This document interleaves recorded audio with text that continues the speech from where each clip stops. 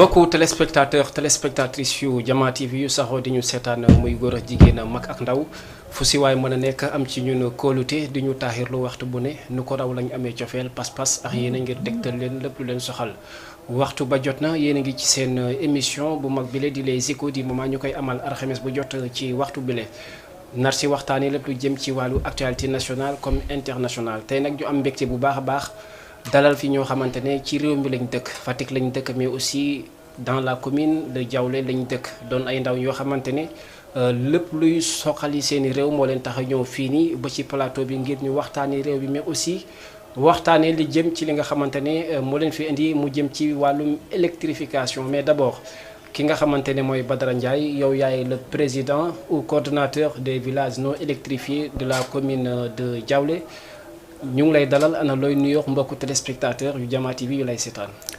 salaamaaleykum mbokk téléspectateurs yi. ñoo ngi nuyu ñëpp. ñëw fii tey Jama TV. bon am fii benn émission boo xamante dañ koy seq ak suñu naataango yi.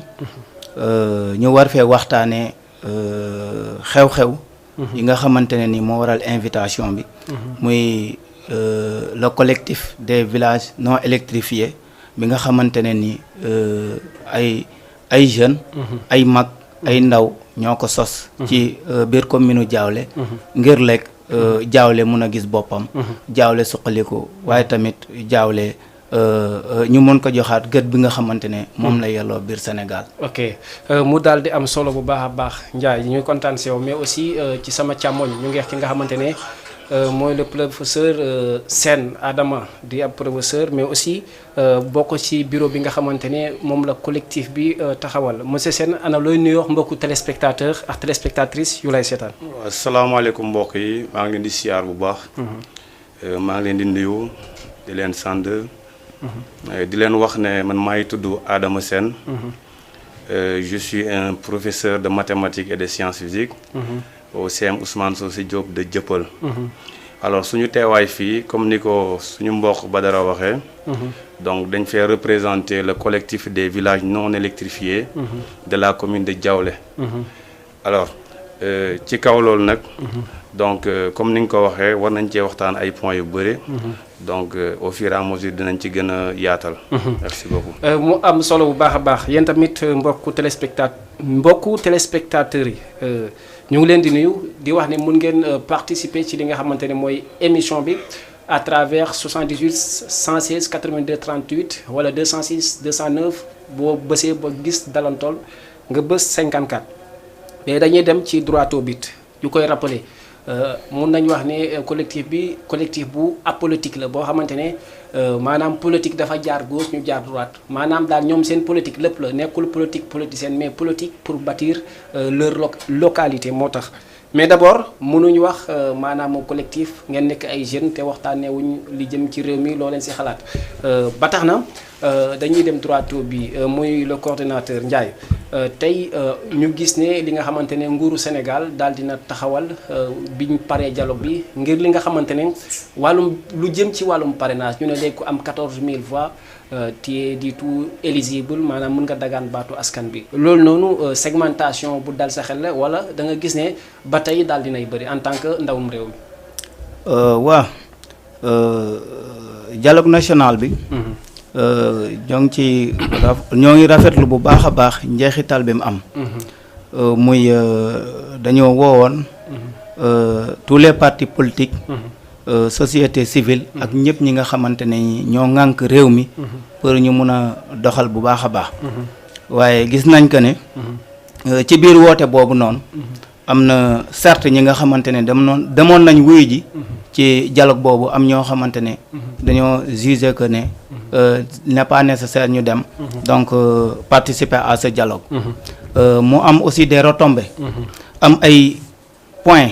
yoo xamante ne ni. waa dialogue bi. que ça soit les partis de l'opposition. la société civile. mais aussi parti au pouvoir. ànd nañ ci. am point yoo xamante ne ni dañ cee déggoo. am point yoo xamante ne aussi déggoo wuñ ci. point yi ñu ci déggoo. récemment le président de la République. ci discours am bi. évoqué na ay points yoo xamante ne 12 points de 12 points yoo xamante ne nee na automatiquement yéen yi dañ koy jaarale à l'Assemblée nationale pour ñu mun pour loolu mun a doon lu antu am yoo xamante ne aussi jotuñ ci woon déggoo yooyu nag le président de la République en personne moom mi nga xamante ne nii moo ëmb lépp moo ŋànk lépp moom tamit mooy mun a jël ay responsabilités am wala jël ay décisions personnelles am pour xool nan lay atewoo parce que ñaari camp la parrainage bi di fekk ñu def ko 14 000 est-ce que vous êtes du tout convaincu de ça? Bon parrainage bi man personnellement dama ko man gëwuma parrainage. Ah bon? gëwuma parrainage parce que dafa am yoo xamante ne ni dama jàpp que ne bon jusqu'à présent bon état bi mun na guccee indi ay mbir yu leer parce que ci parrainage bi mun nga joxe tur mun nga joxe sant joxe numéro pièce d'identité joxe numéro téléphone mais la signature est-ce que signature boobu noonu ñun exactement am nañ bon ay jumtukaay yoo xamante ne mun nañu permettre automatiquement ñu mun a distinguer signature boobu noonu le gars la ou c'est pas le gars. Parce que bon. ok je comprends yow yaa ngi ci modalité d'accès bi ak maanaam li nga xamante ne mooy procédure bi ñuy jaar pour parrainer nit mais di ko ci côté nombre bi mu nekkoon ay lu mot ay 60 et quelques mille wala 20 000 ñu ne la 14 000 loolu dal na sa xel wala gis nga ne c'est un pas en avant quoi. Bon c'est un pas en avant on peut le considérer parce que on a diminué le taux. D'ailleurs nag am na bon. yenn parti yoo xam ne ou bien yenn chef de parti yoo xam ne dañ leen recalé woon ci élection 2019 bi quoi que ñoom mottali wuñ seen parrainage. Vous avez vu. te aussi fichier électoral bi ça ne veut pas dire que on est à 17 millions de Sénégalais que le fichier électoral est à 17 millions non dafa am ñoo xamante ne dañoo bindu nag ci fichier électoral bi bu fekkente ne il y a beaucoup de partis politiques te pourcentage bi nga xamante ne un parti X wala Y bu ko amee est-ce que yeneen parti yi dinañ mën a motal parrainage là ça pose problème raison pour laquelle le fait de diminuer le taux c'est du tout intéressant quoi. C'est bien beau et kontaan nañ ci sa intervention mais Sène tey en tant que ku dëkk ci dëkk bi gëm naa ne lu baax rek moo lay tax a jóg ak féliciter le pas d'avance que mettent maanaam certaines personnes léegi yow ci parrainage bi ñu ne woon dafa élevé dialogue ñëw ñu ne 14 000 en tant que maanaam sa xalaat ci loolu mu mën a permettre ku ñëw rek bokk ci élection bi loolu noonu ban jàngat na ci am. D'abord bon mën naa ne je suis pas un acteur politique. mais mën naa cee indi sama gis-gis quoi. parce que tey boo xoolee parrainage. bon à mon point de vue. Ça dépend ci intention bi ci gouvernement bi jël. Maintenant si bu dee dafa jël intention pour éliminer un adversaire potentiel de taille donc dama jàpp ne côté boobu noonu baaxul mais si c'est pour jéem a diminuer le nombre parce que boo xoolee tey boo ne élection présidentielle nga bëgg a jël par exemple 100 candidats là bon boo xoolee loolu financement bu bëri la ci côté papier pour ñu defar les bulletins là et aussi day indiwaat aussi beneen c'est-à-dire si beneen paramètre aussi tey boo jëlee parce que day indi quota ci côté gouvernement bi parce que boo xoolee gis nga gagner premier tour présidentiel Sénégal yombul donc de ce fait il y a des gens dañuy bëgg bon bindu rek pour nekk candidat de ce fait bu ñu demee ba ñu dem ay deuxième tour ñu ne dañuy jàppale telle personne pour avoir un quota ci côté gouvernement bi bon loolu daal laa ci amoon maanaam ci gàttal daal bu fekkee ne maanaam état bi daf ko def ngir ñëpp mën a bokk ñu ne Sénégal dëkku jàmm la ñëpp bokk nañ loolu maam da nga koy saluer voilà c'est ça mais gisoo ne dialogue bi dina am des perdants ci biir comme koo xamante ne parce que même kaa ñu xeex moo doon indi musiba mais kaa ñu waxtaan boo xamante ne ñeneen ñi dañ jàpp ne am na ñu mu doon arrangé est-ce que gisoo que ne dialogue bi y aura des perdants dedans. Bon côté boobu aussi. comme ni ma la ko waxee rek. bon je suis pas un acteur politique mais je peux toujours apporter des contributions par rapport à ça. parce que aussi dialogue. gis nga waxtaan. dafa baax ci loo gis. bon certes nag boo nekkee un opposant mën nga koo bañ a gisee ne. te aussi ak situation bu ñu nekk. bu ñu wootee dialogue ci contexte bi rek. loolu maanaam mënul nekk dialogue boo xam ne. dafay intéressant quoi à mon avis. waaw mais bu dul woon ci contexte bi ñu nekk nii. mën na nekk dialogue boo xam ne c'est un dialogue intéressant ok mais vu la situation actuelle donc boo wootee dialogue te mu ne ñu ngeen nekk ci procédure boo xam ne dafa opposition bi dafa maanaam opposition entre c'est-à-dire entre gouvernement bi ak opposition bi dafa métti muy indi ay xeex ak yooyu noonu aussi dialogue pour ñu tenir ko foofu noonu aussi bon je pense que c'est pas le moment propice quoi waaw mais dialogue nag baax na dans un pays quoi dans un pays de droit dans un pays où on dit qu'il y a la démocratie quand même ok c'est très important Sène ñu ñëwaat ci Ndiaye tey comme la même question rek parce que c'est des questions de dualité yow lan nga jàpp maanaam y aura des perdants dans si dialogue bi ou y aura des gens qui vont sortir victorieux quoi. Bon xam nga ay mbir moom bu amee rek am na lu ko waral. mais aussi lépp lu am tamit day am njeexital. soit positivement. soit négativement. bon parti yi nga xamante ne ñoom. dem nañ wuy ji dialogue. Même s'ils ne sont pas satisfaits à 100%, au moins sont satisfaits à 60 ou bien 70%. Parce que aussi, État, gouvernement, vous toguez ne kaay leen ñu waxtaan ci ay points nga dem rejoindre ko yow tamit day am ay conditions yoo xamante ne ni yooyu ngay demee dialogue parce que mënoo ñëw aussi bon même bu fekkente ne état bi mooy piloter dialogue bi mais aussi ay nit la ko seqal te ñooñu aussi peut-être am na lu ñu bëgg parce que ici la politique c'est un jeu d'intérêt ku nekk aussi da ngay xool fi nga xamante ne sa intérêt fa la nekkee wala fa la ëppee nga dem taxawee foofu noonu nga défendre aussi tes idéologies et tes principes oui parce que on a vu des partis yoo xamante ne nii bon bi ñu demee rejoindre le dialogue am na ñu taxaw di leen di clash ñooñu aussi ils ont les arguments nécessaires pour se défendre vous avez vu parce que aussi wolof Njaay li muy wax li muy saf ki ko ma ca ko xam. waaw ci mbàcc boobu sax laa bëgg a xam intérêt commun nga si sentir wala intérêt général parce que tey dialogue bi l'intérêt des Sénégalais ou l'intérêt des interpartis loo si gën a sentir. bon man personnellement. jàpp naa ne c'est l'intérêt des Sénégalais. parce que dégg nañ ay acteurs politiques. yoo xamante dañ doon taxaw naan Macky bëggul dialogue. sinon état bi fi nekk. c'est un état boo xamante ne ni. bon lu ko neex rek noonu lay doxalee. mais comme dem na ba woote waxtaan. ñëpp dañoo waroon ñëw wuyu si. ku ci gisul boppam nga taxaw. dóor sur la table ne. bon je ne suis pas d'accord à ce niveau. à ce niveau après ngeen waxtaan consensus mën a am. ok mu daal di am solo mun ngeen woote ci 78 116 82 38 wala 206 209 boo duggee ci biir nga ba 54 dañuy ñëw ci seen. ci point yi nga xamante ne dialogue bi dañ ko defoon ci point yi bokkoon na si que ñu jël une personne neutre boo xamante ne c'est lui qui va organiser les élections présidentielles de 2024 maanaam terme de référence yi mais le président de la République accepté wul boobu nee na daal moom mooy organiser les élections loolu da nga siy jàngat que ne pour intérim la wala da nga gis ne maanaam li gars yi tegoon ci table bi loolu la ñu waroon amal. alors aussi côté boobu noonu. dama jàpp ne loolu bu waxee ne du wax ci point boobu loolu dama jàpp ne. intérim la quoi. parce que tey boo organiser une élection. élection dafa war a nekk une élection libre et transparente. parce que tey comme su ngeen amee ay candidats. c'est-à-dire am na yoo xam ne par exemple. bu choisissez une personne par exemple. lambda ne moom moo war a organiser élection yi. te mu nekk loo xam ne choix am la. je pense que loolu interpersonnel mi bëgg a ñëw quoi. mais pour mu libre et transparent. il va falloir mu jël koo xam ne par exemple.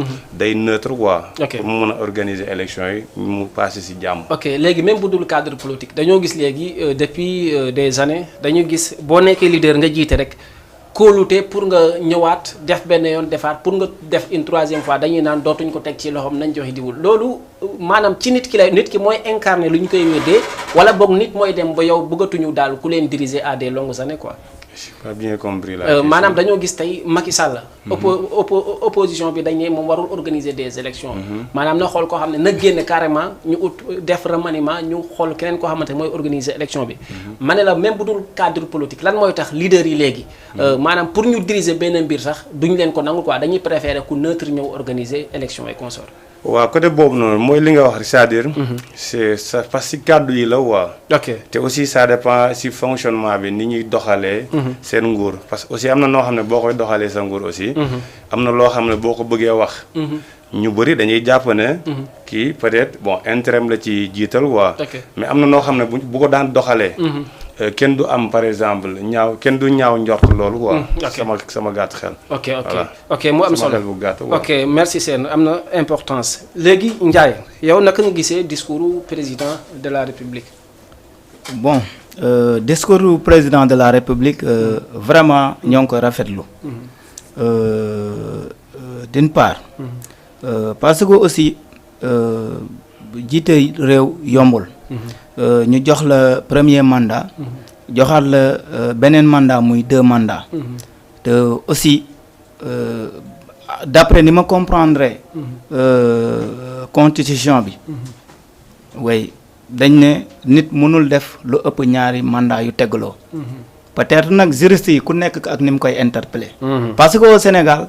bon boo bëggee dugg foo xamante du foofu noonu. wala nga jéem a def ay galgal day am nooy interpréter les choses. mais man di bon français. ce que je comprends. mooy nit mënul def plus de 2 mandats. dañ cee yokk consécutif maanaam ñaari mandat yu tegloo. kon le président de la République. bu génnee. def une déclaration. disant qu'il ne va pas briguer donc. Une 3e candidature. Là bon dañuy magnifier acte boobu noonu. parce que aussi bon mënoon na ñëw jéem a forcer.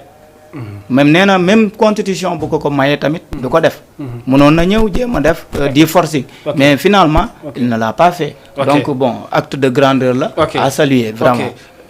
saluer boobu nga wax sax certaines personnes dañ koy saluer mais d'autres dañuy wax ne y a pas à saluer parce que il devrait le faire il l'a fait. dans ce cas Sène naka nga gisee maanaam diiku ñii bu ñuy féliciter ñii ne duñ ko féliciter ñooñu rëy maanaam rëy la wala ñoom dañ nekk ci seen droit wala ou bon li nit ñi di sentir ci jàmmu Sénégal ñooñu sentiruñ ko wala yow loo ci xalaat exactement. bon côté boobu noonu ku nekk ak sa gis-gis rek. parce que tey ñëpp mënuñoo bokk gis-gis. tey lim su ma jàppee ne lii A la. keneen mën na jàpp ne B la. ok mais man aussi mën naa cee indi sama xalaat. dama jàpp ne discours bi. dañ ko war a saluer. c'est pas parce que lu mu waroon a def la. def na ko. waruñ koo saluer. parce que nit. bu defee lu baax nit ku nekk da nga bëgg nit di def lu baax. te teewul bu defee lu baax da nga koo war a sant. parce que tey situation fi mu toll. même bu dee juridiquement. bu dee sax c'était permis. mu def 3e mandat. man dama jàpp ne situation actuelle u dëkk bi. waroon naa tax sax. mu bañ a demander un 3e mandat. même si juridiquement c'était permis. parce que jaru ko dama jàpp ne boo jiite ay nit. ba muy jar nit ñi di ci dee. bon je pense que ne. da nga war a préférer. bàyyi. jël jox keneen mu jiite réew mi. comme ni ko Sonko waxee tey ci France 24 parce que am na ñoom benn interview yow da nga jàpp ne pression sociale wala maanaam pression internationale moo dal ci kawam wala yow da nga jàpp ne humainement ci njortu boppam la ko waxee amul benn kii. bon man nag côté boobu noonu nag vraiment j'en ai pas une idée quoi. parce que tey comme dégluwuma discours Sonko. bon te comme je suis pas un acteur politique.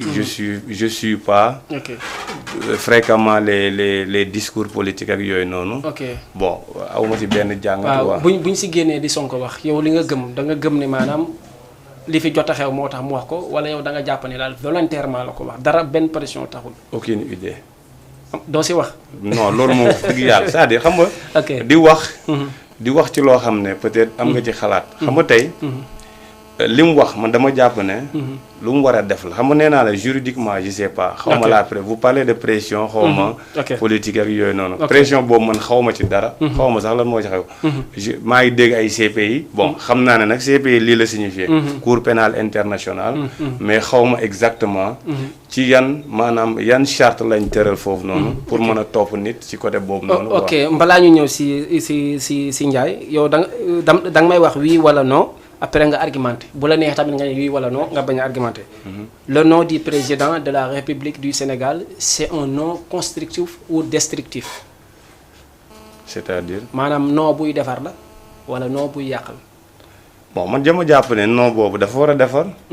parce que tey bu dee c'est l'intérêt général la ñuy prôné. bu dee intérêt général la ñuy prôné. dafa war a nekk un non boo xam ne. c'est un non constructif. ok parce que tey même bien que bu dee sax seen parti dafa tas. te Sénégal am jàmm. je pense que ne loolu moo gën a am solo que ne parti bi tas wala ñiy feewalu affaire yooyu noonu. voilà. ok bu am solo léegi la même question da nga jàpp ne c'est un non constructif ou destructif. le nom du président. le nom du président bon. comme nu ma la ko waxee léegi. bon dañoo jàpp ne moo gën ci réew mi. parce que aussi ay nit boo leen jiitee. à un moment donné. ngay gis yoo xamante ne mosul xew. nit ñi di doxalee noo xamante ne nii bon. ok le bordel et la pagaille. ok dañuy dem jël benn intervenant ñu dugalal ko salaamaaleykum. waaleykum salaam wa rahmatulah. maa ngi lay nuyu di la sant noo tudd ak foo dëkk fooy wootee. ma la Pape Sène maa ngi dëkk fi ñuy wax Maroc de commune de Diawlé. Pape Sène ñu ngi lay ziar bu baax. waaw village bi ñuy wax Maroc de commune de Diawlé. yaa ngi si biir émission bi. maa ngi ci biir émission bi. waaw ñu ngi lay nuyu bu baax. waaw maa ngi kontaan ci yéen. merci beaucoup. di ziar ci gars yi ñu seetaan noonu. ñoom Adama Sène ak keneen ki. ok. di kontaan ci émission bi boo am na solo trop. ñoo la gën a kontaan. di naan gars yi moom li ñu waxtaanee loolu mooy suñu njaboot loolu mooy suñu naqar loolu mooy suñu itte. di naan autorité bu ñu déggee ñu dimbale ñu ci loolu parce que loolu moom instant yi moom moo ñu soxal. mooy suñu itte moom la ñuy jooy chaque jour chaque instant moom la ñuy jooy. waaw te yaakaar naa ne am autorité moom. dara wala dëkk soxla bi dul ay population buñ soxla dara bu taxaw ci. dëgg la. kon loolu di déjà nekk na suñu yite mu nekk na suñu soxla ñu ngi leen di ñaan ñu taxaw suñu yite. te defal ñu ko te xajul suñu soxla. macha allah. di kontaan ci ñëpp. waaw comme ni ko gars yi di waxee ñu bëggoon def sax bi ñu wax waaye mu ngi antu. mais bu ñu ko mënee amal tamit dañu arrangé trop. dina ñëw. waaw ñu ngi kontaan ci émission bi. comme émission bi moom ñu bari bëgg nañ dugg. waaw damay bàyyi gars yi rek ñu ngi dugg wax seen yite tamit aussi. vraiment Pape kontaan nañ bu baax da nga am question booy laajte ou pas.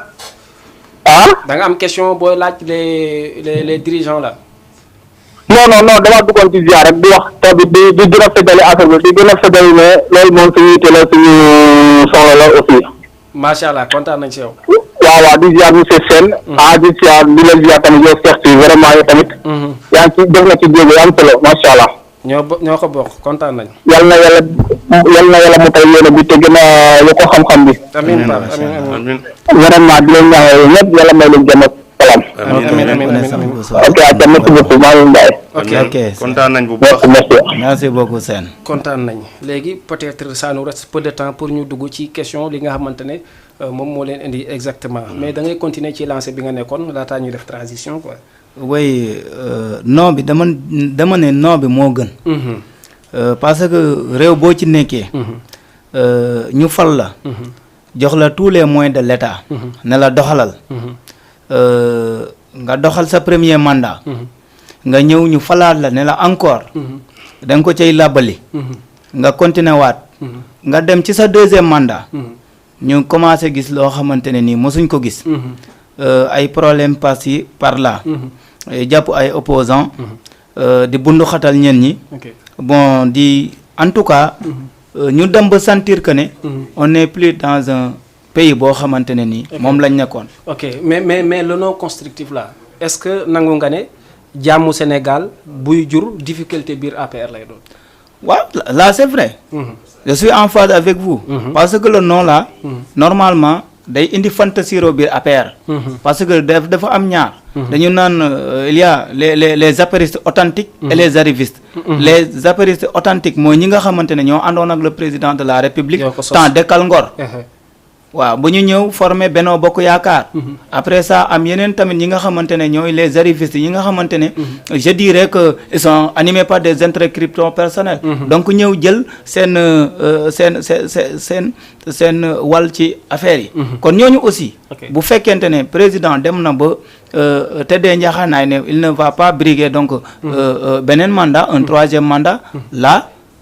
y aura automatiquement donc fissure day am. ok fissure day am mu am solo bu baax mais dañuy ñëw si les avant-dernières questions Sène tey bu mu la waxee bu fekkee suivre nga actualité jëm ci Birame Souleye Diop ay propos yu choquant yoo xam ne daf ko utiliser mais ñu bëri naqarlu ko mais li ma ko si côté bi mu bëgg nga analyser maanaam grandeur bi mu am ak modestie bi mu am souplesse bi mu am ba ñëwaat revenir devant les écrans pour lancer ses excuses dans ce cas yow ban sentiment nga ci am. bon discours bi moom. mën naa ne tey sax laa ko déglu. li ma si jàngat mooy. peut-être que def na erreur dans son discours. parce que tey même bu dul sax. ci cadre état président ak yooyu noonu. nit koo xam sax. am na discours yoo xam ne waroo koo tenir. à son égard quoi. ok mais comme yàlla dogal na moom. excusé wu na. donc je pense que ne loolu aussi war nañ ko reconnaître loolu aussi nit ku baax wala nit koo xam ne da nga simple. une personne humble. ok am na maanaam waroo rëy. donc boo defee erreur. tu dois reconnaître l'erreur.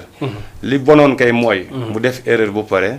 jàpp ne ci dëgg la nekk. ok voilà ok pour la dernière question concernant l'actualité politique Birame Souleye Diop le président bi mu defee le discours daane le fait de ne pas être candidat ne m'empêche pas de gouverner le pays comme il le faut dans ce cas ñu def 2 jours avec fermeté sax la utiliser expression.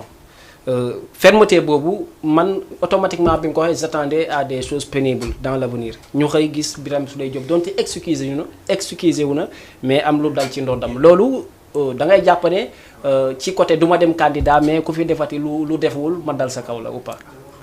waa foofu noonu ñun nañ ko mën a interpréter mooy. discours bi dañ koo déglu ba mu jeex. mais avec fermeté boobu noonu. ñun tamit suñu xel day am ci li muy xalaat c'est-à-dire président de la république mooy wane que ne moom yaafuusul te du yox-yoxi ci doxalinam fii ak muy organiser les élections donc avec l'erreur que notre confrère Birame Souleye Diop a fait bon loolu aussi pour man personnellement nit bu defee erreur wala mu wax benn affaire génn ne moo ngi jégglu wala peut-être c'est une erreur qu'il a commis donc bu taxawee excusé wala automatiquement war nañ am benn grandeur le président de la République devait avoir un esprit de grandeur boo xamante ne ni dina tax mu bàyyi mu sedd mais aussi dañuy fàttali ne chaque jour nous sommes dans un état de droit et le président de la République est une institution buñ fàtte loolu il n'est pas quelqu'un boo xamante ne ni lu neex waay mu wax guddi bëccëg wala yu mel noonu waaw ok kon boog nii lañ ko gisee nee nañ liy duuf ci nag bi xajul ci cin bi maanaam côté deuxième partie bi la ñuy ñëw attaqué mais tey seen boo amee benn une conclusion partielle boo xamante ne bëgg nga politique u Sénégal tëddee noonu maanaam ci jàmm ci salaam ban appel ngay lancé avant ñuy dugg ci beneen sujet bi. bon ci côté politique bi moom. c'est-à-dire boo gisee yenn problème yëpp di am ci dëkk bi. des fois day nekk intérêt personnel. mais si toutefois. par exemple man ma bëgg a nekk. ma bëgg a déposer sama candidature. à la présidentielle. man dama jàpp ne. réew mi moo ma soxal du ma xool sama intérêt général. am na loo xam ne du ma ko jaral. donc képp kuy politique. da nga war a d'abord li nga war a njëkk a prôné mooy. jàmm ci réew mi. parce que jàmm ci lépp la xaj. parce que tey jàmm réew bu amul jàmm. dara mënu faa dox. donc war nañ cee bàyyi xel bu baax. ci côté yëpp nag. muy opposition muy pouvoir yëpp. ku nekk daal boo gisee ne yow boo indee jàmm. jàmm dina am. donc indil jàmm donc jàmm am ci réew mi. ok mu daal di am solo dañuy dugg ci deuxième partie bi tey Ndiaye yow yaay le coordonnateur des villages non électrifiés de la commune de Diaoulé tey li ñu bëggoon xam te gëm naa ni téléspectateurs yi tamit bëgg nañ ko xam mooy kan moo njëkk maanaam am initiative bi yow la am déet bu fekkee du yow tamit lan moo mën a tax maanaam ñu initier ko dënkaane la ko ak yan jéego yan gis yow ak maanaam potentiel pour dënkale li mel. waaw mon frère une question très pertinente bon le collectif a été créé par le frère de Mandior que je cite nommément. Qui est Mandior? Demba Ndior. Demba Ndior. Le secrétaire général. Les membres du bureau, un membre très actif, très engagé, qui a fait tous les efforts nécessaires pour regrouper la population de Diaoulé. Je ne dirais même pas la jeunesse de Diaoulé, mais la population de Diaoulé. Parce qu'au sein du collectif, il y a toutes les ressources humaines. Bon, il y a des responsables politiques. Bon, il y a donc des gens qui sont politique. Il y a des gens qui aussi seulement les peut-être je peux employer le mot acteur de développement moo tax ñu ñëw ànd ak ñun ci combat bi. Donc aussi ci biir foofu noonu bon biñ defee collectif bi ba pare informément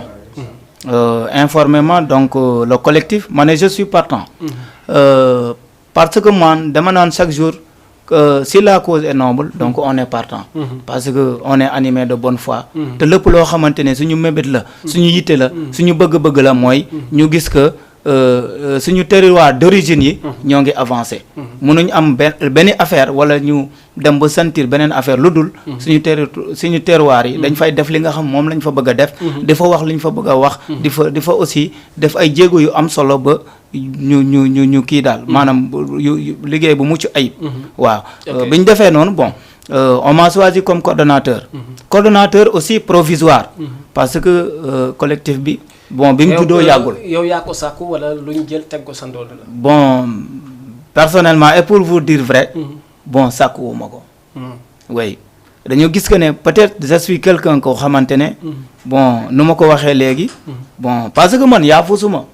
Ah bon? Ouais, non, je suis quelqu'un qui est très engagé. Non, même si les gens ne le disent pas, moi je connais des qualités, je connais personnellement man yi nga xamante samay qualité lañ.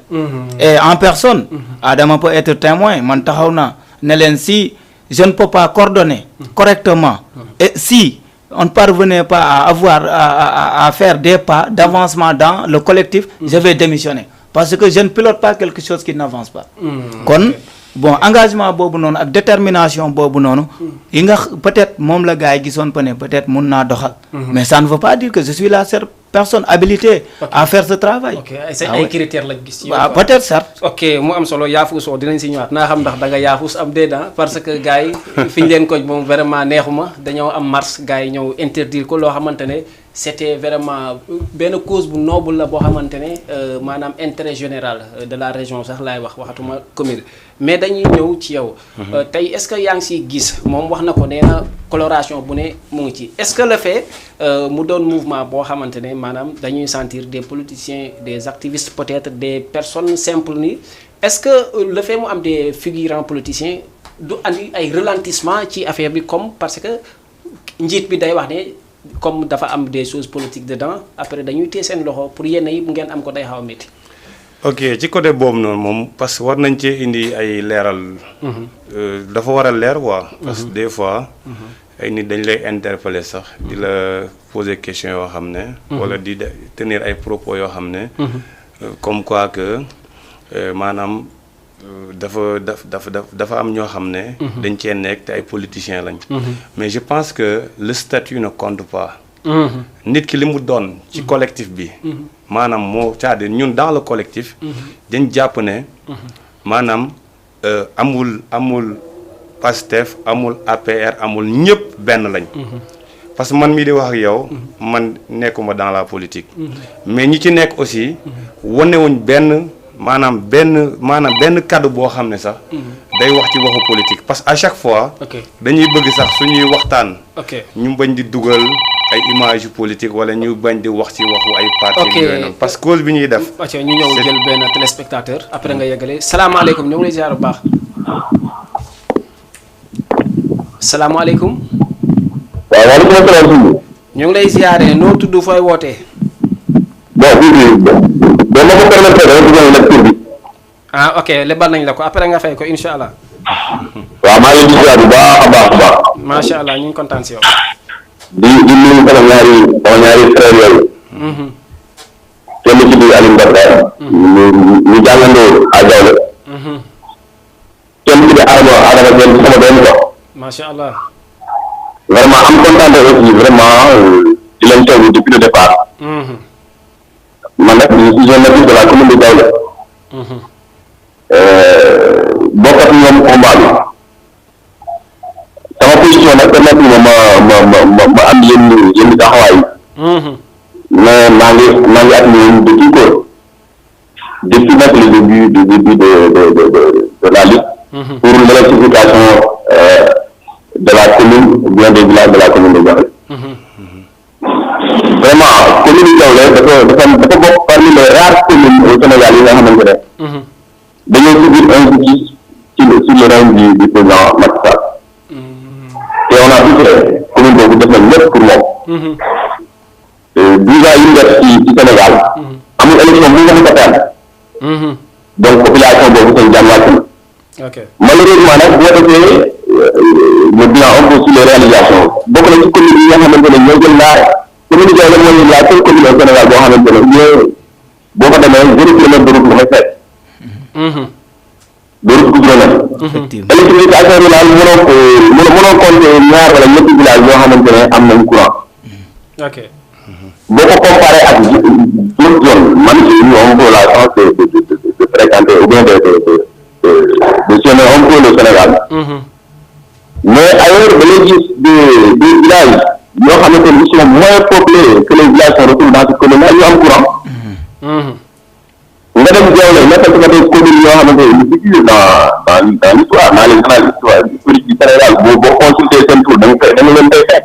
Un village comme Maroc nga xam ne boo dugal histoire tey depuis le temps des royaumes tu trouves ce village là-bas. Jusqu'à présent mënuñu am courant.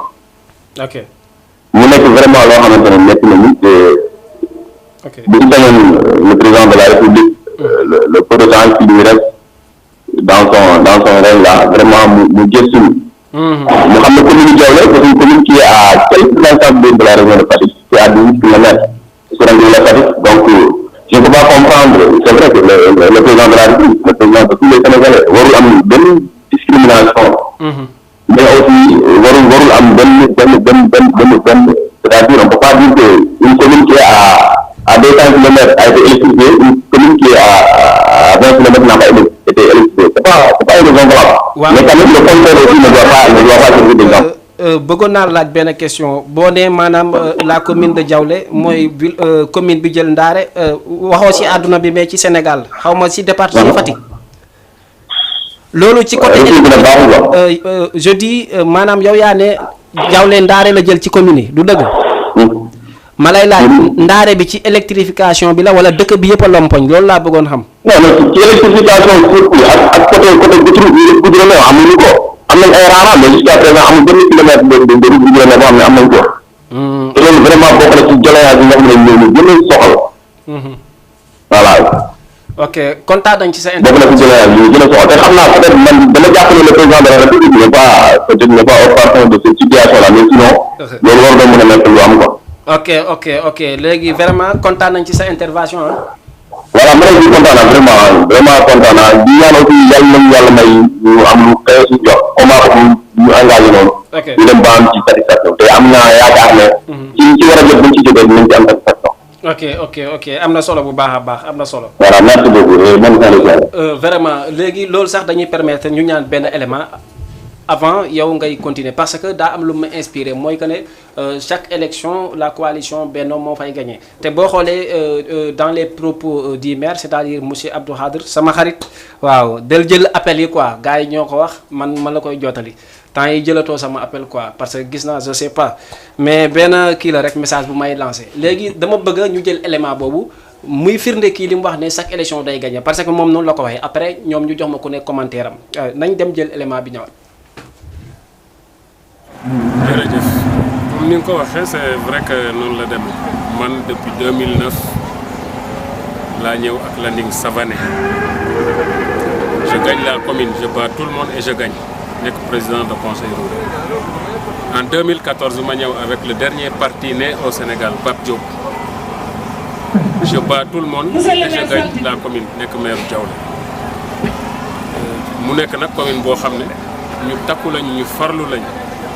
mais xam naa ne fi mu ne nii maa ngi yaakaar ne bu ñu paree au soir du 24 man maay jiitu ci 17 communes yi nekk ci Fatick man maay ëpp pourcentage bu ma amul 100% am au minimum dina am 95%. merci beaucoup on est content am na solo bu baax a baax seen yaa ngi woon ci point bu am importance maanaam est-ce que y a des visages politiques cachés dedans loolu bëgg naa si nga indi réponse ak yow nan ngay comprendre maanaam dëkk boo xamante ne élection ravage moo fay am chaque jour le maire ki gagne mais état bi mel ni lu banque loxoom ci côté électricité.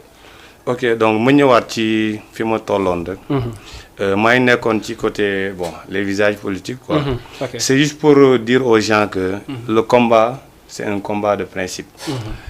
ko dafa nekk combat boo xam ne bépp parti boo bokk. da nga war a bokk ci collectif bi. même ñi nga xam ne sax seen dëkk am nañ courant. mun naa ne bokk nañ sax ci ñi jiitu. ci combat bi. donc ça veut dire que c'est juste pour wane ne c'est un combat de principe. certes nag am na des visages politiques. mais je pense que c'est pas le statut qui compte. li ci gën a am solo mooy. les actes maanaam ni ñuy doxalee. collectif bi. li ñuy wax ci collectif bi. maanaam pour que ñu atteindre notre objectif. ok parce que tey. mënoo ne par exemple dañuy créer collectif. bépp politicien di ci bokk. loolu amul benn sens. parce que tey ku nekk même boo nekkee politicien jàmm jàpp ne. yow li sa dëkk bëgg. yow moom ngay bëgg. donc loolu je pense que ne c'était juste pour ñu leeral leen. que ne am na des visages politiques. mais ces gens-là ils ne posent pas d'actes politiques. mënul ñàkk nag des gens yoo xam ne peut-être ils ne sont pas bien informés. parce que des fois dañuy partager les liens. da ngay ñëw rek dugg mën nga trouver un politicien boo xam ne peut-être neexoo leen. mënul ñàkk. nga commencer di wax. ay waxu termes politiques. mais sur le coup dañuy intervenir parce que si toutefois on parle des mots. qui sont en rapport avec la politique. ñun ñuy administration man mi administrateur plutôt. man damay supprimer. le vocal ou bien le message. ou bien l'image. voilà ok léegi comme élément bi jàll li nga wax c'est très important. naka nga mën a comprendre ngeen def marche. que d'aucuns diront que maanaam c'est purement politique. maanaam acte bi maanaam préfet bi def. peut-être c'est des alertes yoo xamante ne. ngeen def marche ak procès ak point de presse du arranger nit ñi. mais le maire dañoo gis moom Abdou Khadre mu ne élection yi ñëw day gagner. te ñu ngeen proposer marche ak point de presse bu dindi ko loolu est-ce que du incohérence tamit aussi ci parti buy gagner à tout moment ngeen doon doomu dëkk bi yow ban sentiment nga ci am. voilà c'est là que ça c'est-à-dire c'est maintenant. foofu nag mooy question bi. parce que tey comme ni mu ko waxee loolu dëgg la. ba muy nekk opposition moo daan gagné. ba mu nekk au pouvoir moo gagné. mais ñun loolu équation la ci ñun. parce que tey boo ne par exemple da nga nekk au pouvoir. muy le président de la République. mu leer na ne commune bi yow mosoo fa c'est-à-dire à chaque fois da nga koy battre à 80%. je pense que ne war nga di def ay jéego pour jàppale ñooñu. ñun suñu équation bi foofu la. boo gisee ñun suñu démarche yi. parce que dañu bëgg a xam exactement là où se trouve le problème. résolution bi daal ngeen. voilà c'est ça quoi. ok mu am importance maa ngi ñëwaat si yow mais Ndiaye. tey le fait au début de l'émission maa ngi lay tooñ da nga am postulat mënuma si dugg de trop quoi mais dama la bëgg a wax ne est-ce que yenn njiit yi nga xamante ne dañoo am benn postulat politique duñu indi limite ci seen mouvement bi mais dañuy jël kële laataa ñu ñëw ci sa réponse salaamaaleykum. waaleykum salaam. maa ngi lay nuyu di la sant noo tudd ak fooy wootee. maa ngi tudd Adama Faye. waaw yëkkatil voix bi tuuti. allo. maa ngi lay dégg bu baax. waaw maa ngi tudd Adama Faye di wootee Diatmouri dans la commune de Diaoulé. waaw Diatmouri maa ngi lay ziar bu baax a baax Adama. waaw maa ngi rafetlu émission bi. macha allah. waaw di nuyu sama ñaari grand yi Adama. sama Thomas ak Badara Ndiaye. ñu ngi lay fay. merci beaucoup. waaw maa ngi kontaan vraiment ci seen pertinence. seen éloquence aussi. ok macha allah. vraiment message bi leer na quoi. donc kontaan nañ ci ñoom ci li ñu nekk quoi. yow tamit kontaan nañ ci yow bu baax ci sa intervention.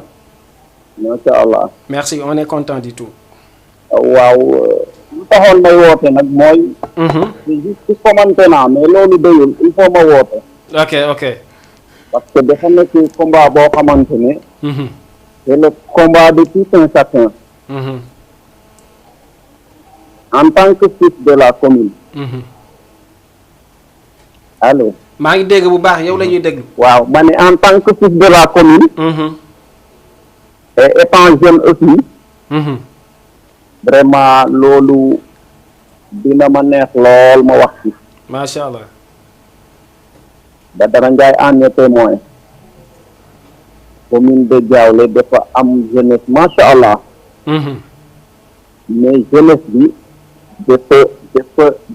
dafa passive quoi. ok. c'est une jeunesse passive. et divisé je dirais même bu ñu demee ba active sax dañuy divisé wu. loolu moo tax souvent li ñuy xeex day métti ci ñun pour ñu am ko. ok ok. mais collectif bi. c'est une première dans la commune de Diaoulé. mais loolu bettuma parce que jeunesse bi commencé nañ am conscience ci seen bopp. xam nañ là où le bas blesse. ok. donc ils sont déterminés pour porter le combat. ok.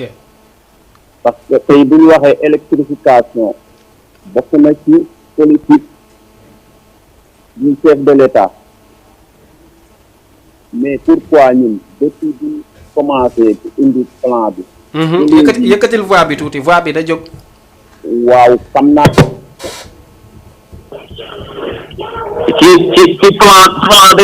plan d'électrification rurale bi. bi ñu ko commencé ba léegi ñun gisuñ ci suñu bopp. ok.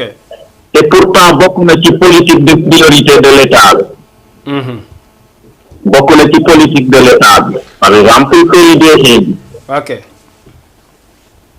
on compte plus de 28 villages et xaw ma 4 hameaux si je ne me trompe pas. donc on n'est pas une commune une petite commune. et des villages tellement populaires et populaires laa wax sax. mais pourquoi pas ñu mënuñ am courant ba léegi. boo xoolee benn Diaoulé centre rek moo am courant ak yeneen 2 villages yi yooyu sax seen courant jógewul Diaoulé. donc mën nañu wax ne Diaoulé commune kese moo am courant. ok ok. donc maa ngi ñaan. autorité yi. ak ñooñu toog noonu. gën a leeral message bi. te mu nekk loo xamante ne dina prospère ci ñu continuer suñu lutte. parce que affaire bi yëmuñ fii kese de il faut ñu wàcc ci terrain bi. ok xam naa temps bi mu ngi dem mais da nga wax lu am solo da nga ne. waaw. maanaam benn passivité da nga ko sentir maanaam le fait que la jeunesse daal maanaam dañoo passif du dëgg. waaw. booloo yow nga ñëwaat nga ne lan moo tax dëkk bi demul loolu nga xamul nga posé question. waaw. est-ce que du ñàkk a booloo bee tax tam lay laaj. j'ai pas bien compris. maanaam dama la ne yow da nga ne. maanaam jeunesse bi booloowuñu.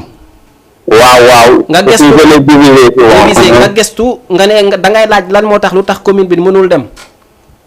ma ne la est-ce que nekkul seen ñàkk booloo moo tax. waaw loolu amoon na parce que boo xoolee ci élection yi ñu jógee noonu ci élection yi ñuy jógee municipal yi. loolu moo ñu yóbbee lii yëpp. ok man faruma ak maire te ñaanuma yàlla ànd ak moom. lu ma wax tamit lu ma mënul wax wala lu ma ñemewul wax. ma ne la politique amul impossible ma ne politique amul impossible de. ndëgguma. nga ne doo mos a ànd ak moom. waaw. non loolu man je pèse bien mes mots. waaw parce que depuis 2009 bu mu ñëwee ba léegi. mosuma ànd ak moom ba tey nii donc dootuma mos a ànd ak moom. ok. mais boo xoolee ci élection yi ñu jógee nii on avait des candidats potentiels. mais dañoo bëri woon de telle sorte que. maire loolu moo tax mu yéegaat critiqué ma ko nag parce que dama koy waxal lu mu def ak lu mu deful man je suis objectif foofu. ok. waaw mais nag jeunesse bi. li ñu visé woon ci yeneen candidats yi loolu moo taxoon mu ñëwaat te amoon na candidat yoo xam vraiment buñ continué woon ci boppu commune bi. ba nii vraiment on parlerait de l'émergence quoi. dans la commune. on est content nañ si yow ci sa participation. waaw maa ngi jégalu bu baax macha allah. amul problème si nga bokk. xam naa le temps fait défaut mais bàyyi ñeneen ñi rek seen wàllu quoi. sa intervention am na solo. allez merci. merci beaucoup. ok macha allah j'espère. man maa doon wax. waaw sa gars yi dañuy sortant man fàtte naa sax fi ma nekk. man ok léegi mun nga continuer ah. oui. mën nga continuer si sa propos yi nga nekkoon maanaam di fee ñu gis ne maanaam li nga xamante ne moom mooy ci commune bi depuis affaire yi bu ñu commencé dañoo gis ne daal y a des visages politiques côté boobu lañ nekkoon. oui après ok. bon ndax du tax affaire bi lajj tuuti wala mu am des ralentissements quoi en fait. bon man personnellement. dama jàpp ne ñiy wax lool peut-être. ñoom ils n'ont pas bien maîtrisé ou bien ils ne comprennent même pas le sens de la politique. Ah bon. Parce que on nous dit que la politique c'est l'art de gérer la cité. mooy. ok indi ay doxalin yu mucc ayib. fexe ba fi ñu la jox ne la doxalal lépp loo xamante ne warloo nga ko ak askan wi nga matale ko. kon donc s'il y a un collectif. qui a vu le jour. ok donc ça serait très intéressant. ñu gis ci toutes les ressources humaines de la localité. ok que ça soit paysan. Ok. que ça soit maçon que ça soit politicien que ça soit comptable que ça soit un ingénieur. Ok. ñun ñëpp ñu unir nos forces. Ok. donc pour atteindre l'objectif. ok am na solo bu baax léegi li ma bëggoon xam tamit lan moo tax yow parce que yow laay wax yow yaa diriger mouvement bi créé woo leen mouvement bi ba ngeen dégg que ne maanaam PUDC le maire de la commune de Diaoulé que ça soit le président ou le gouverneur def nañ benn pas après yéen ngeen door a ñëw di créer collectif muy mel ni da ngeen xaar ba affaire bi dem en avant ngeen bëgg si dugal seen loxo aussi. non mon frère. là je ne suis pas d'accord. parce que si des gens se permettent. de dire que ne. le PUDC ou bien l'ASER ou bien bon les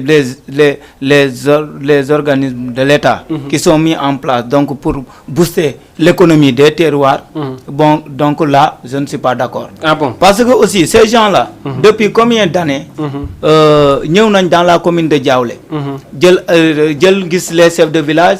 def des mesures par-ci par-cela. Ok. donc dañu jàpp que ne ça c'est des choses yoo xamante ne. dafa politique moo ko wundu. loolu nga gis. oui loolu lañ gis parce que mënuñ concevoir. Ok. depuis 2021. ñu ñëw jël ay mesures di dem. tey ñu ne la 3 villages lañ cité à électrifier. ginnaaw suba ñu ne la 8 villages. ginnaaw waa suba ñu ne la 15 villages. mais ça c'est des choses yoo xamante ne mënatuñ koo gëm. ok ñun li ñu bëgg. mooy l'État qui est en place. sache exactement que ne au niveau de la commune de Diaoulé. Ok. rien ne va. ok gars yi dañuy sot extrêmement nañ jël beneen appel xam naa ne sax après damay bloquer les appels pour ñu gën a mën a waxtaan may ñu kooku mu dugg si yow la kan ak fay woote.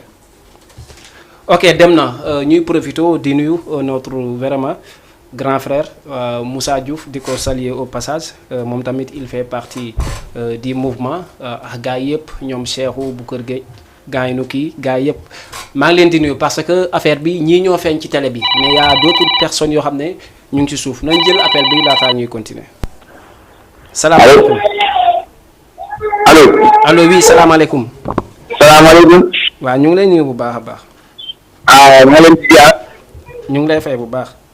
waaye nañu am jàmm bu baax a baax. macha allah alhamdulilah. alhamdulilah. waaw kii la Moustapha lañ koy wax. Moustapha ñu ngi lay ziare bu baax fooy Moustapha wootee Ngom. exactement fooy wootee. man maa ngi dëkk Maroc 2 commune de Diaoulé. ok Moustapha. waaw. maa ngi nuyu sama grand frère Adama Sène ñu ngi lay fay. ak Moussa Faye. maa ngi leen di nuyu bu baax a baax di rafetlu seen taxawaay boobu. ok merci beaucoup. merci beaucoup. vraiment kontaan nañ ci yéen bu baax a baax. ñoo la gën a kontaan mon ami. Sénégal maa ngi lay nuyu bu baax. alhamdulilah ñu ngi lay fay. yàlla na yàgg ci yéen bu baax a baax waay. mais ne ma Diouf santuma Diallo balaa sama directeur di foog ne pël na man du ma pël aussi. waaw comprendre na comprendre waaw Père Diouf. ok waaw day wax noonu. waaw Père Diouf c'est vrai. on est content Moustapha vraiment. waaw mais comme ça li gars yi nekk foofu di wax rek na yoo xamante ni sooxal nañu trop. ok parce que mairie de Diaoulé dafa nekk mairie boo xamante ne comme ni ko gars yi waxee rek maire bi mooy jël sax bi foofu moom ñoom ñoo koy gagné. état comment dire. parti pouvoir Benno Bokk Yaakaar waaw. waaw parti pouvoir waaw moom mooy gagné chaque jour. saa bi nga demee élection ñoo koy gañ. ok. kon ñoom war nañu gëstu commune de Diaolé. mais mënuñoo nekk chaque bu voté boobu ñu voté ko mu gañe. kenn duñu gis ñu bopp. dëgg la. waaw ñu amuñu tali bu baax. amuñu courant. dëgg la. xam nga. te moom muy jiite tamit foofu. man bi ma gis foofu yëpp biir commune de Diaolé kese moo am courant ñu ci li mu boot yëpp. dëgg la. waaw loolu war nañ ko war nañ ci mën a jàppale nit ñi. surtout. parce que dem nañ ñu dem ay citoyen la ñu dañuy boote comme ñëpp. comme gars yi war nañoo bàyyi xel. te muy dëgg. waaw war nañoo bàyyi xel bu vraiment Sénégal amuñu kenn tudd suñu dëkk la ñu am dañuy ñëw fii liggéey dem suñu dëkk la ñu am. kon dañu war a defar suñu tali yu baax oto bu ñu yor mu yàqu. dëgg la. parce que boo ko dawal si Grand boo ci dalee ay 10 kilomètres yu yàqu. waaw loolu itam dafa métti trop nañu état bi jàppale nga xam ne ñun ñu ngi ci ginnaawam di ko jàppale nañu jàppale moom itam. dëgg la. vraiment kontaan nañu ci yéen su may kiiwee rek. damay yàqal yeneen ñi quoi rek bëgg nañu wax seen gis-gis ñoom itam. waaw vraiment on est content. di ñaanal sa seen bi yàlla na ko yàlla yokk mu nekk ay télé yu bëri yaay. macha allah amiin. di ñaanal ñi nga xamante ne ñoo ko dee mooy Adama ak sama grand frère boobu yàlla nañu yàlla defal jàmm. macha allah amiin, merci beaucoup. waaw yàlla nañu yàlla defal jàmm Adama seen ñun xamante ne man la mu ko wax xam nga. ok c'est vrai. merci beaucoup. yow ñu ngi lay ñaanal jàmm rek yàlla sa grand boobu. macha allah kontaan nañu. waaw yàlla nañu yàlla teg ci yoon bi ngeen egg jàmm ci ngeen yar ok. waaw jërëjëf. vraiment on est content ba tax na dañuy dem rek parce que temps bi mu ngi ñuy xoj tey seen ñu bëgg a xam lan moo tax yéen bi ngeen defee une maanaam demande de faire vraiment une marche et un point de presse ñu exclure li nga xamante ne moom mooy les deux. pourquoi pas vous n'aviez pas la volonté pour maintenir point de presse bi parce que l'essentiel était que seen communication jàll mais da ngeen bafouer les deux à la fois. ok donc côté boobu noonu. xam nga comme ni ñu ko waxee c'est un collectif. ku nekk da ngay indi sa xalaat. en tout cas moi j'avais pas eu cette idée. musuma xam ne. mën nañ tenir un point de presse. dans une maison. ou bien dans un lieu qui n'est pas un lieu public. bon c'est après que je l'ai su am na ñu ma woo di ma interpeller ci côté boobu noonu. mais il faisait tard. te comme c'est un collectif. peut-être am na ñoo xam ne amoon nañ idée boobu noonu. mais comme c'est un collectif. te bi ñuy soog a commencer. lépp lu ñu waroon def. c'était dañ ko doon def ci concertation. donc du man maay décider. du Badara Ndiaye coordonnateur moi je suis le trésorier général. mais du man maay décider. du Badara Ndiaye mooy décider. donc du secrétaire général mooy décider. mais dañuy waxtaan parce que lii dañoo jiitu rek provisoirement. mais ñun ñëpp ci bokk yem. muy le coordonnateur. muy le membre. qui n'est pas dans le bureau. ñun ñëpp ci parce que tey ku nekk sa xalaat rek nga ci indi. te tey collectif bi. comme ni ma la ko waxee. mën nañ jàpp ne. combat bi c'est un combat de principe. nañ ci gën a farlu. ok voilà léegi yow li ma bëggoon a xam surtout mu jóge ci yow muy information lan moo tax wala yan média ngeen ciblé woon pour ñu ñëw def couverture médiatique bi autant pour moi. ak bi ñu demee ba exclure affaire bi. est-ce que yéen def ngeen ay retombées expliquer ñooñu pour ñu jàpp ci seen communication wax maanaam ñi nga xam ne ñooy njit yi. wala am côté boobu noonu moom. je pense que ne cette question. mën nga ko attribuer à dina ko mën a répondre adressé à Badara parce que moom moo doon coordonné. avec la par les médias quoi voilà c'est ça. léegi Ndiaye am na solo bu baax parce que moom nee na peut-être yaay nekk à la disposition pour gën a. Expliquer les choses mais d'abord avant di nga ma ko baal parce que ce n'est pas permis pour moi ma lay poser des questions mais temps bi moo xawaxat yow décision bi mu jógee ci préfet yow da nga jàpp ne c'est purement politique ou il y a un soubassement politique maanaam décision bu loyale la wala soubassement politique daf ko am boo tontoo boobu ak lan moo est-ce que revenir ngeen les médias pour ne leen maanaam vraiment dañ na jàppale leen ñu ci communication ou pas nañ jël appel bi après nga répondre salaamaaleykum ñoo ngi leen di bu baax salaamaaleykum ok allo oui salaamaaleykum salaamaaleykum ñu ngi lay dégg bu baax waaw ñu ngi lay dégg bu baax ligne bi moo am jafe-jafe peut-être mais après bu yembee rek mu dugaat tey la question est de savoir est-ce que maanaam li nga xamante ne moom mooy médias yi ngeen kii woon demoon ngeen suñ mënee tudd wax ne ngeen renoncé waat que ne dindi nañ affaire bi te da ngeen war a def maanaam une bonne communication pour affaire bi jàll loolu bëggoon naa ko xam aussi. waaw effectivement. loolu. xam nga ndogal bi mu tukkee ci sous-préfet. dinaa ñëw un peu. ci fay ni mu demee. parce que aussi sous-préfet. dañ ko jox benn note de déclaration. comme ni ko constitution bi may yoon moo may loolu noonu. il faut aviser l'autorité compétente. donc moom mu addu ci. dañ ko waroon yëgal. mais on a fait une déclaration. mu jot ci déclaration bi defal ñu décharger quoique jot na déclaration bi. ñun tamit ñu toog jël tout le dispositif nécessaire. ak tous les matériaux yi nga xamante ne ni moom la ñu waroon demee ci suñu manifestation bi ba lépp daal di jàppandi. mais à ma grande surprise bon à la veille donc de la marche bon j'ai reçu le coup de fil du commandant de la gendarmerie de Fatick en me disant que si vous pouvez passer à la gendarmerie. bon avec les membres du bureau que ça soit le secrétaire et le trésorier. Sène et Ndior. bon ma ne ko Sène nag bon dafa xaw a sori. mais ñun tamit bon moi et Sène nous pouvons venir ensemble. mu ne ma waaw mën ngeen ñëw. léegi Sène était un peu je dirais bon mu amoon problème transport man ma dem directement. bi ma demee dans son bureau. mu ne ma vraiment donc autorisation bi ngeen kii demande bi ngeen joxoon jotuñ ko autoriser. ma ne pourquoi mu ne ma ko sous-préfet kat.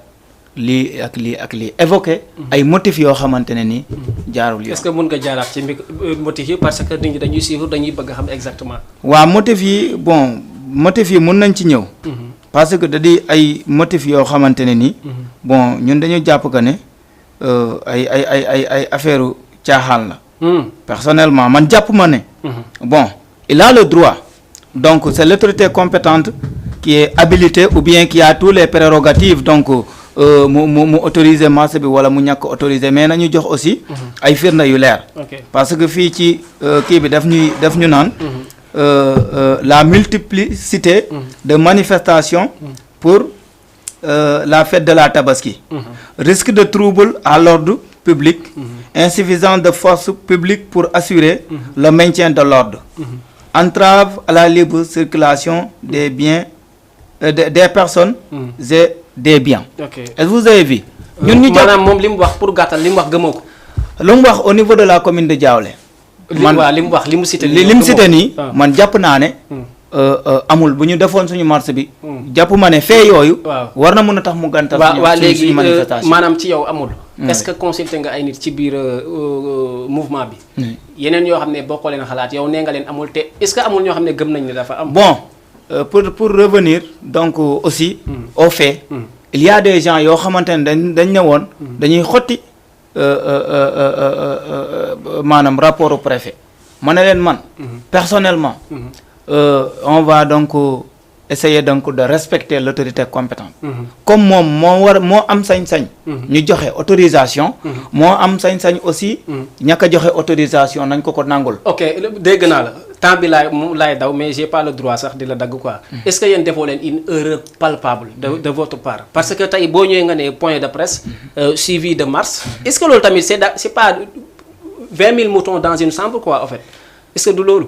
non maanaam ngeen boole loo xam ne par étape parce que maanaam yéen da ngeen def 2 couteaux à double tranchant quoi da ngeen waroon ñëw def est-ce que du da ngeen waroon ñëw def point de presse. waaw selon ma propre perception. effectivement est-ce que waroo leen ñëw def point de presse mu jàll ngeen def benn pas ngeen ñëw defaat marche. est-ce que loolu tamit du si inconvénient. non là je ne suis pas d'accord. parce que qu'on le fasse.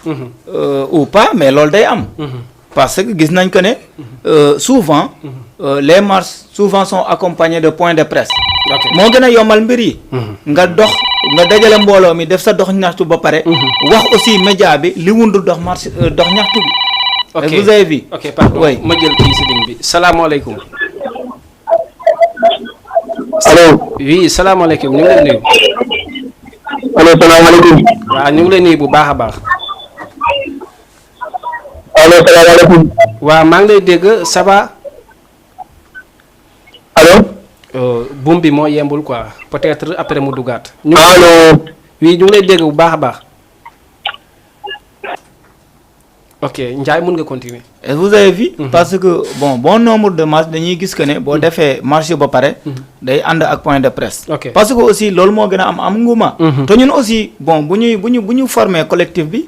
mais c'est pour fustiger. Ok. pour dénoncer. Ok. pour dire c'est exactement ce qui ne va pas au niveau de la localité. Ok. mais loolu noonu aussi. suñu doxalin ak suñu comportement moo koy wone. en même temps nag média bi ñëw ñoom tamit propulser les choses. parce que média comment dirais-je bon organes yi ñu waroon invité yëpp invité nañ leen il était au nombre de 7 organes. kon donc même s'il y avait des organes yoo xamante ne nii bon mun nañ ñëw couvrir manifestation bi. boycotter ko bañ ko diviser wala pas 7 yëpp mënuñu rater. raison pour laquelle ñu ne. c'était donc évidemment de faire une marche accompagnée d'un point de presse. Ok. pour plus de visibilité. ok waaw. ok dans ce cas pour une dernière question maanaam ci parti boobu tey au-delà de ce qui a été maanaam mis sur les papiers et consorts administrativement je veux dire quoi est-ce que comme yow en tant que coordonnateur dans l'amiable est-ce que demoon nga ci exemple le maire parce que boo nee rek gëmoo li ñu wax ça veut dire y a une coloration politique dedans léegi dans ce cas est-ce que li leen doon gën a yombalal mbir mi newul ngeen dem gis le maire à part ne ko ñun ay ndaw lañ dëkk ci dëkk bi maanaam sans aucune coloration politique ñool nga gunge ñu si li nga xam ne jour mars bi sax ak point de presse bi seen kàddu mooy doon kàddum pour njiitu réew mi mën a dégg loolu aussi. bon là je ne suis pas d'accord je ne suis pas en phase. mais yow avec vous. li nga dul d'accord man bëri na de. non mon frère c'est une question. non tout justement. c'est une bàyyi question ma joxe sama point de vue. c'est une question tu as posée je vais répondre. ok expliquez. Là je ne suis pas d'accord pourquoi je ne suis pas d'accord. Parce que c'est pas le maire qui est habilité à donner une autorisation. Peut-être on peut l'informer. Mais l'autorité compétente c'est le sous-préfet. information boobu moo tax xam nga da nga ne informer man je ne vous dis pas de l'information boo xamante ne da ngeen koy bind comme papier administrativement maanaam ma ne comme yow personnellement sans aucune coloration politique ni une considération est-ce que war a woon dem ci moom maanaam wala au nom du collectif nga ne ko ñëwal nga gunge ñu ci lii sans politique. non là pour yembal mbir mi aussi. non loolu yemal mbir mi. amu fa yoon. xam nga lu tax. on est en face de nous. bon je dirais même un maire. bon xamante ne bon du ma avancer foofu noonu parce que bon. ok je ne veux pas le taquiner aussi je ne veux pas donc wax des propos yoo xamante da koy kii. mais bon peut-être bu doon un maire X wala Y. bon dans ce cas-là on peut échanger à là-dessus. mais bu fekkee ne quelqu'un la boo xamante ne nii. waaw dimbale commune am taxu koo jóg. jàppale commune am taxu koo jóg. liggéeyal commune am taxu koo jóg. mais il n'est animé que par des intérêts crypto-personnels. le maire de la commune de Diaolé.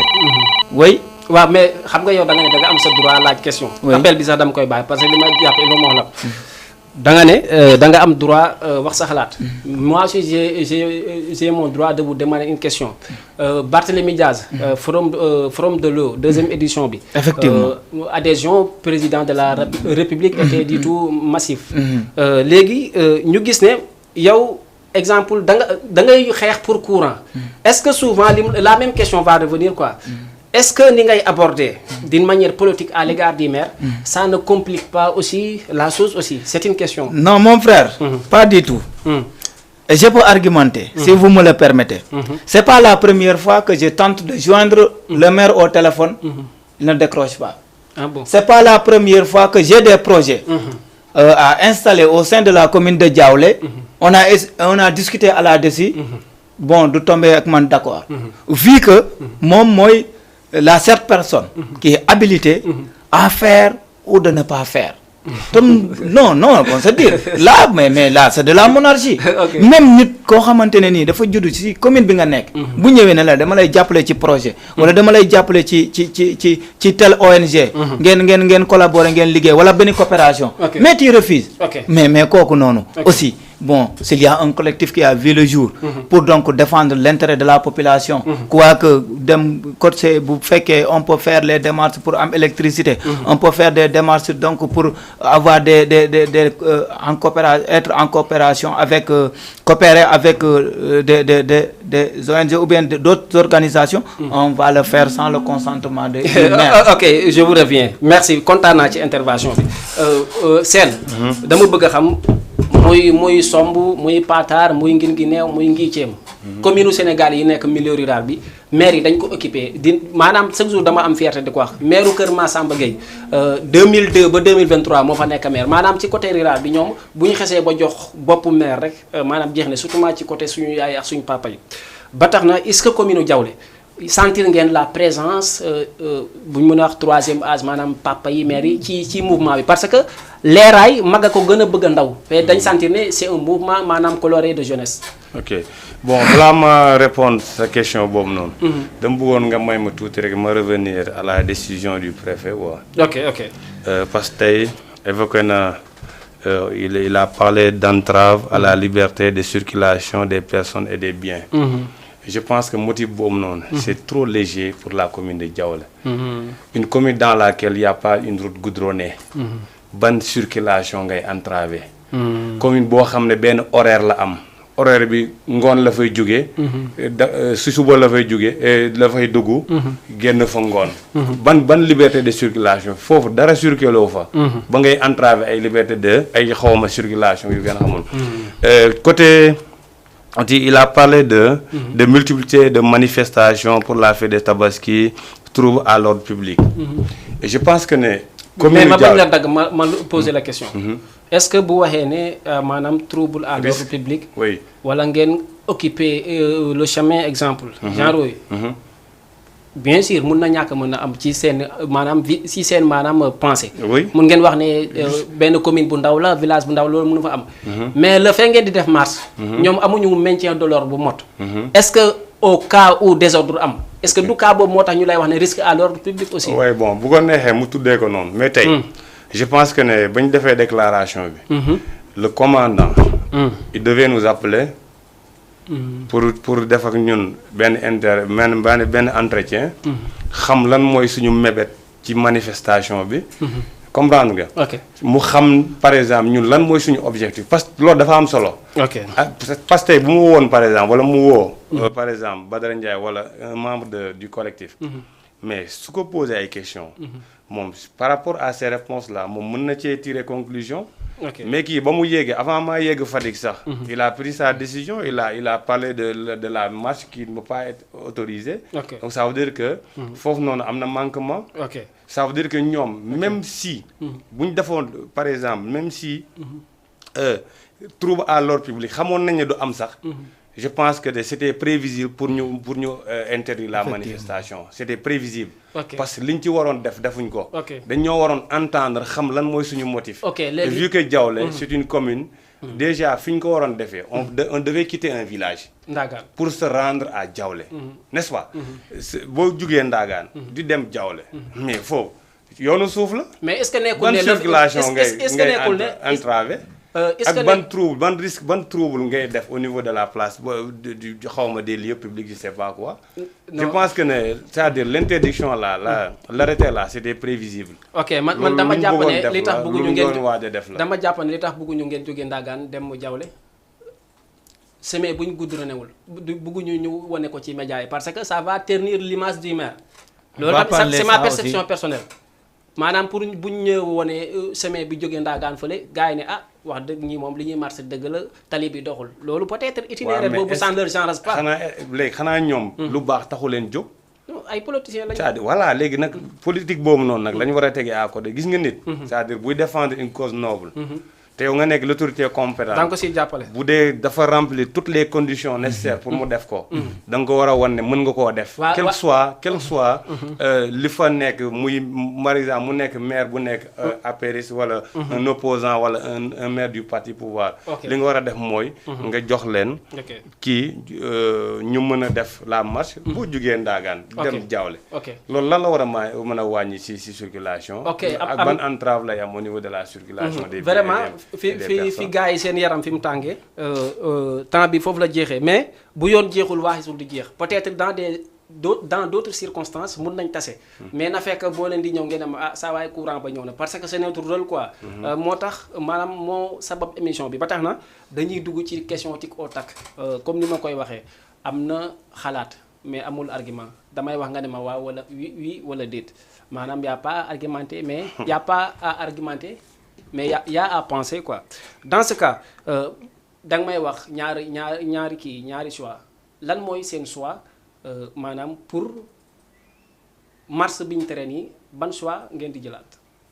non ñun marche bi. aaye nañ ko mais. on a d'autres canaux. donc à utiliser comme essayer donc d'aller dans les médias. Aussi par des émissions comme bi ñuy def ni avec vous. Mais aussi à utiliser encore les réseaux sociaux. En attendant qu'on leur donne encore une autorisation parce qu'on va le faire. Ok léegi si ça peut être court les questions léegi dañuy dem limal ma 4 yu manqué Diawlé yoo xam ne c'est une priorité massive. Pour Diawlé les manquements sont si nombreux. Il y a l'axe il y a l'axe Fatick Diawlé qui n'est pas encore goudronné. te bëgg nañ mu am. Il y a les ambulances de Marout et de Diawlé centre. seen poste de santé seen ambulance yi doxut. Il y a aussi l'électrification. waaw il y a aussi beaucoup d'écoles qui ne sont pas clôturées. waaw muy 4. muy 4 oui. léegi su ma la doon wax ni les bonnes qualités du maire ñaata qualité nga may waxal loo xam ne gis nga ni vraiment déroulement lii c'est à saluer. Bon pour te dire vrai mon frère. Bon amul benn qualité boo xamante ne nii. ci dinaa ko reprocher le maire comme quoi que il a travaillé au service de la commune de Diawlé. gisoo sax bu dee benn brique bu mu teg gisoo ko ci liggéeyam. non si bon peut-être. waaw loolu laa lay laaj gis naa dans le au centre Diawlé centre. marché bi ci bayal bi foofu noonu. am ay cantines yu ñu fa def. da nga koy saluer. bon dañ koy saluer. mais ak lan bon à part ça. Bon vraiment loolu daal moom teg mën naa ci teg sama. ok ñu dem question tic au tac. lan mooy les manquements de votre commune loo xam ne teg nga ko bët et ça doit être résolu définitivement.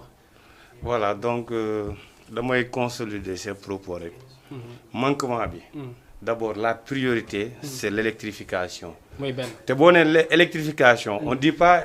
Électrification de 3 ou de 4 mais loolu est-ce que tamit mën na am aussi. non déedéet c'est-à-dire non maanaam c'est-à-dire non maanaam damay laaj question la maanaam dama laaj maanaam seen est-ce que parce que ça fait l'objet même d'une question noté woon naa ko tey est-ce que mën ngeen am maanaam une satisfaction totale ci côté maanaam état bi pour mu ñëw rek à un bon jour def électrification ci dans la commune est-ce que loolu mën na oui mais même buñ ko mënul am en un seul coup mu nekk une perspective. Parce que tey booy par exemple booy demander quelque chose même boo mënul am lépp sax amal au moins les 50%. ok d'abord. ok ça c'est le premier pas. ok su loolu weesoo léegi te ñun may ma tuuti rek. c'est pas parce que bon loolu état bi mën na ko. parce que c'est son projet. loolu maanaam. loolu lay prôné projet boobu dafa bëgg tous les villages soient électrifiés. te boo xoolee am na commune yoo xam ne mën nañ ne 0 village électrifié lañ am. presque seen village yëpp électrifié nañ leen. pourquoi pas la commune de Diawlé te boo xoolee commune Diawlé bokk na ci commune bu muy nekk communauté rurale bokk na ci communauté rurale yi gënoon am des infrastructures de base. Quand tu parles d'électrification, Diawlé moo njëkk a am centre solaire, centre électrique au niveau du département. En 1990. Voilà. su ma la nee donc pourquoi léegi temps bi mooy dem léegi. dama bëgg nga laaj ma waaw wala déet. ci li mu lay laaj Abdou Khadir mooy le bon profil pour Diawlé oui ou non pour li ngeen di. bon c'est-à-dire loolu faa mu argumenté. non mais c'est le libellé émission bi la dama la laaj danga may wax waaw wala déet mais doo argumenté wala boo demee boo naroo argumenté ne ma duma si tontu. Voilà donc je préfère ne pas donner une réponse. Kan mooy sa espoir pour Diawlé résolution parce totale am. voilà xam nga tey. pour ma wax ci espoir. tey comme je suis pas un politicien. en non tout cas may ma tuuti rek en tout cas parce que tey 30 minutes nga waaw may ma argumenté des tuuti rek questions waaw may ma tuuti rek ouvertes. waaw léegi may ma man tuuti xam nga tey 2 bu ma ne minutes par yi ma dese kay exemple wax ma oui wala non bu ma ne tey par exemple Badara Ndiaye. waaw mooy le bon profil. waaw. je suis en train de faire la politique ça veut dire que je suis partisan. loolu wax sa ngëm-ngëm la du ay la déedéet non wax sa non tey ngëm-ngëm la. déedéet parce que tey bu ma ne moom mooy profil bu baax bi. ok ça veut dire que jël naa position. ok. moom laa àndal. buy mener des combats de principe. waaw buy mener des xaw ma. waaw comprendre léegi pour résolution Diawlé seen i attente ban profil moo ko mën a résoudre. en tout cas daal ñun. on a besoin. d'un maire boo xam ne. dafa war a xalaat la jeunesse. ok commençant par d'abord les étudiants. parce que tey boo xoolee étudiants yi. ok ñoom ñooy c'est-à-dire ils font partie des intellectuels. ok te ñoom ñooy. nekk de grands hommes. dans l'avenir. ok donc ñooñu war nañ leen xalaat. ok comprendre na. war nañ aussi. penser xam nga wax nga ma waxu. non c'est-à-dire yow da nga may agressé verbalement man li ma bëgg nga wax ali ngay wax moo dul benn. moom beneen itinéraire lay jël léegi dama bëgg. waaw wax xam léegi ban réalisation nga gis ne yaa ngi koy saluer ci le maire. voilà donc d'abord man mën naa ne jàpp ne. jàpp naa ne c'est un homme social. xam nga nit moom. ok da nga koy wax. ok da nga koy waxal li nga xam ne. ok moom nga xam ci moom. ok léegi yow lan moo la soof Sénégal. lan moo ma soof Sénégal. waaw. bon Sénégal dara soofu mu ah. kon tout est ok. kon non tout n'est pas ok mais sauf boo nee sauf c'est-à-dire le terme non tu yow as tamit utilisé amal dégg su ma la non nee mais terme bi lan moo la neexul Sénégal. waa léegi dama la ne. lan nga gis ne maanaam c'est des faits ou des attitudes lu la neexul ci biir réew mi. voilà. waaw il faut bien pour c'est-à-dire am na. non yaa war a dégg aussi non déedéet mais am na moo yoo xam ne boo koy utiliser. waaw léegi mën nga. voilà léegi mën naa ne. aussi waaw demal. gis naa fi. attitude yoo xam ne. au niveau de dans notre pays. yoo xam ne. ok war nañ koo éviter quoi. ok muy ñu fal la. nga lekk xaalisu dëkk bi. parce que tey boo gisee frustration yu bëri yu fi am. genre affaire yooyu noonu da ngay nekk un homme politique. ok ñu fal la benn mois 3 mois. nga commencé ne am ay millions ay milliards. ok donc loolu noonu. day indi frustration au niveau de la jeunesse. dernière question. lu la neex ci Sonko lu la neexul ci lu la neex ci Sonko loo xam ne soo mënoon mu continuer ko ak lan moo la neexul ci moom loo xam ne soo mënoon mu bàyyi ko comme président Macky Sall aussi ñoom ñaar. pour une dernière question voilà léegi mën naa commencer ci Sonko. mën naa ne Sonko. peut-être yenn discours yi muy tenir. peut-être war na ko formuler d'une autre manière. parce que tey xam nga dans un pays. des fois mën nga di utiliser discours yoo xam ne. mën na tax jeunesse bi. certes mën nañ c'est-à-dire des discours qui ne sont pas durs quoi. ok donc loolu mën na ko war na koo éviter quoi. loo bëgg mu jàpp tamit. li ma bëgg mu jàpp. nit ñi jàpp nañ ne dafa jub. man mën naa jàpp ne aussi d'une part. am na côté yoo parce que tey boo ne par exemple koo xam ne. nekk na. impôt et domaine. te yow mosoo gis ci moom benn xaalis boo xam ne lekk na ko. na ko continuer kooku mën naa ne. nit mën na am ci moom yaakaar xam nga lu tax. am na ñoo xam ne occupé nañ ay postes yoo xam ne ñoo gën a néew loolu. te ils sont. c'est-à-dire ñoom am nañ ci xaalis bu bëri. ba ñëpp teg ci seen bët am na ay kër yu bëri. donc loolu aussi. mën naa jàpp ne. c'est jikko bu baax la ci moom quoi. waxtu baa ñu dab mais danga may jàppale rek nga bañ a def comme seen nga bañ a argument dama la laaj nga ne ma waaw wala déet mu jeex. loolooy maanaam considération émission bi loolu la jéggalu DG nga baal ma parce que raté nañ waxtu bi léegi comme ni ma la ko waxee lan mooy loo xamante c'est des activités wala loo xam ne mu ngi am ci réew bi te neexu la boobu ma si mënee limal exemple benn wala ñaar loo xam ne soo ko mënoon mu dañ définitivement ci réew bi. bon réew mi moom mun nañ cité yu bëri mais comme ni nga ko waxee. bon suñu sañoon daal ñu defar la restauration de la démocratie. aussi nit ñi ñu jox leen seen àq ak seen yëleef. aussi sàcc beeg. détournement de fonds publics. yooyu noonu yëpp. ñu bàyyi ko xel bu baax a baax. ok Babou Diouf Abdou Khadre inspecteur Diagne ces gens là bu ñu la waxoon ne Birette kan la ñuy teg à la tête pour la résolution de vos attentes kan ngay désigner. bon pour ça on va attendre à non des. limal ma rek saa waay limal ma. non on va attendre à d'autres échéances quoi parce que aussi bon programme mooy tax nit topp nit. wala nit ànd ak nit ci liggéey. ok léegi Sonko lan lay téye lan lay bàyyi pareil à Macky pour dernière question. bon Sonko mun na continuer. xeexam mais d'une autre manière aussi. Souvent discours yeeg yooyu noonu mu wàññi ko xaw ko oyofal quoi. Macky aussi war na mën a yolomal parce que réew mi ñun ñëpp ñoo ko bokk dañ koo war a pencoo waaye waruñ koo pàccoo. ok voilà temps bi jeex na Adama lan ngay tàggatoo vraiment. alors man mën naa daal ne maa ngi rafetlu émission bi. vraiment di kontaan ci yow. parce que lii c'est un moyen pour nous. vu la situation bi amoon semaine passée. ci wàllum interdiction de la marche. donc tey boo ñu accordé de faire une émission avec vous. je pense que ne loolu war nañ la tey féliciter bu baax. parce que tey ça va nous permettre au moins. ñu gën a promouvoir suñu lutte quoi. di lancer un appel. À tous les villageois de la commune voilà à toutes les personnes de la commune de Diaoulé di leen wax ne xeex bi xeexu ñëpp la bu leen xool ne par exemple telle personne dafa bokk ci parti bi wala telle personne neexuma je pense que c'est les actes qui sont importants li ñuy jublu ci collectif bi moo gën a am solo mais le statut de la personne n'est pas importante donc di nuyu waa Diaoulé yëpp képp ku yeewoo Diaoulé maa ngi lay nuyu di nuyu waa Sénégal yëpp di kontaan aussi ci collectif bi parce que boo xoolee ñoom aussi à chaque fois actes yi ñuy posé si collectif bi ñu ngi koy rafetlu bu baax te aussi wóolu nañ ñu donc ñu ngi leen di jaajëfal bu baax. ok macha allah yow tamit kontaan nañ ci invitation bi Ndiaye ci gàttal lan ngay tàggatoo. bon chers téléspectateurs. bon donc on est arrivé donc à la fin donc de l'émission. liñ ci wax rek bon mooy rafetlu aussi. Engagement bi ak détermination bi de la population de Diaoulé. parce que je ne dirais même pas le collectif mais de la population de Diaoulé en tant que tel. parce que am na ñoo xamante ne aussi même figuré wuñ ci biir collectif bi mais souvent dañ lay woo di la jox ay consignes di la jox ay bon di échanger ak yow di la jàppale de gauche à droite pour aussi ñun tamit ñu mën a atteindre suñu objectif. di wax aussi que ne